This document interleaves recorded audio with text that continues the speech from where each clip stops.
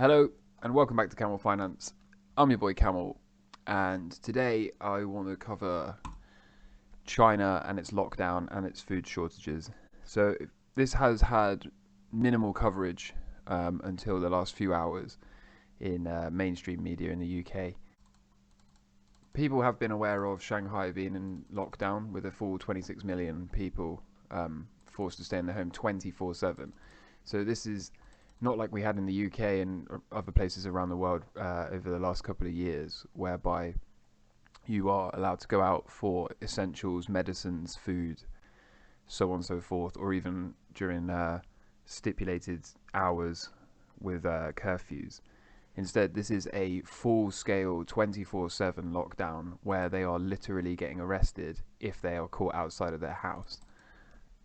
There's a darker side to this because China is actually suffering from food shortages off the back of this lockdown. It's my understanding, based on what I've seen on Twitter and a few other places, that the people that can get to the apps to get stuff delivered to their house, the people that can get there, those they're doing okay. Some of them, however, there's not enough food to go round, so many of them are going hungry, and the older generation are really suffering because they are nowhere near as competent at using the apps to get things delivered, and also the older generation are far more heavily reliant on medicines, and they are also really struggling to get, well, not struggling, they simply cannot get them because they're not allowed out of their house.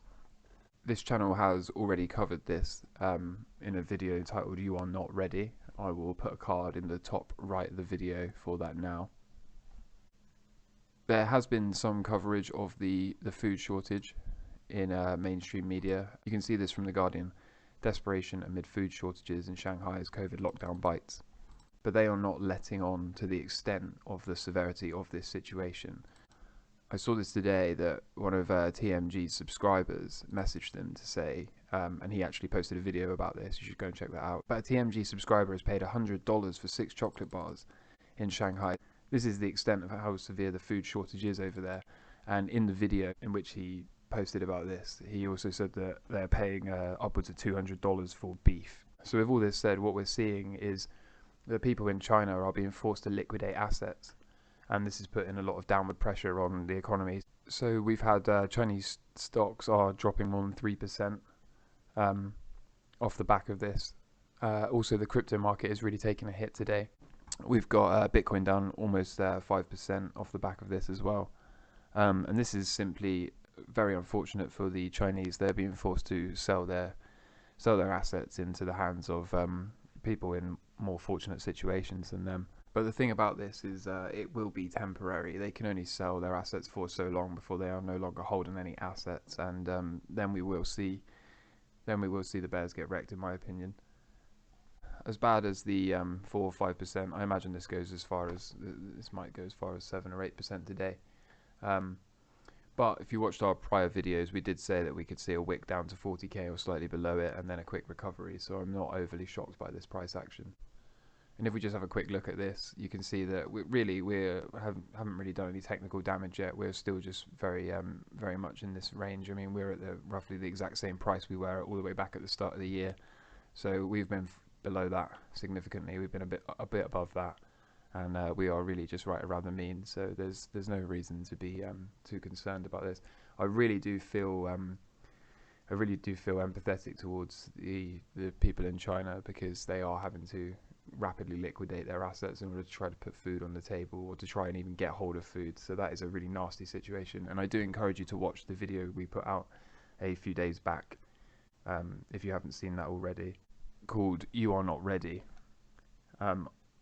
We have been warning about food shortages, and we will continue to warn about food shortages, but we really are running out of time. Again, I'm not trying to doom monger, I'm just trying to warn you that if you don't get prepared soon, then this could well be the reality for all of us. So please do take some caution, and please do take some steps to protect yourself and protect your families.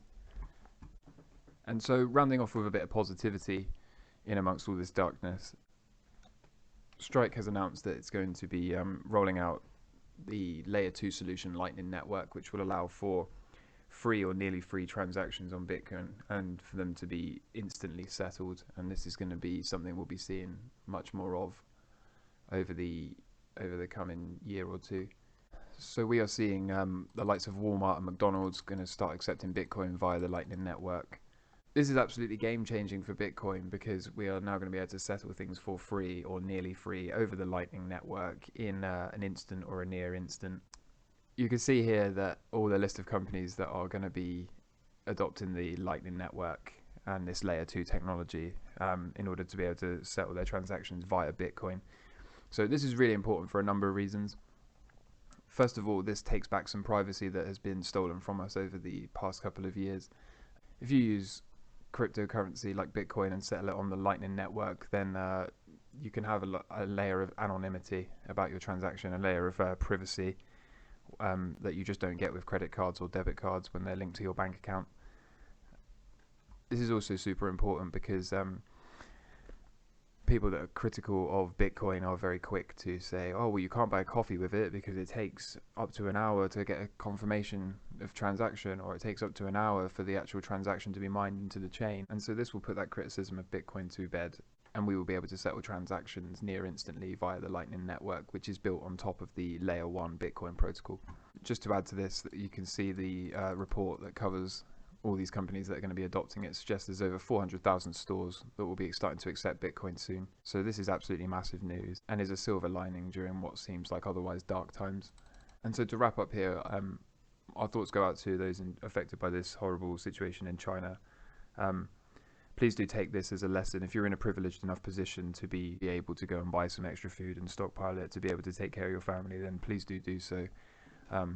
You don't want to have to be liquidating your Bitcoin and your other assets in order to try to pay insane prices for food. Please also do so responsibly. Don't go stockpiling food and creating shortages. We don't want everyone doing that. But in the meantime, if you found value here, please do drop a like on the video, help share it, spread it around. We need to get this news out there, and please consider subscribing. In the meantime, I'm your boy Camel. All the best. Take care.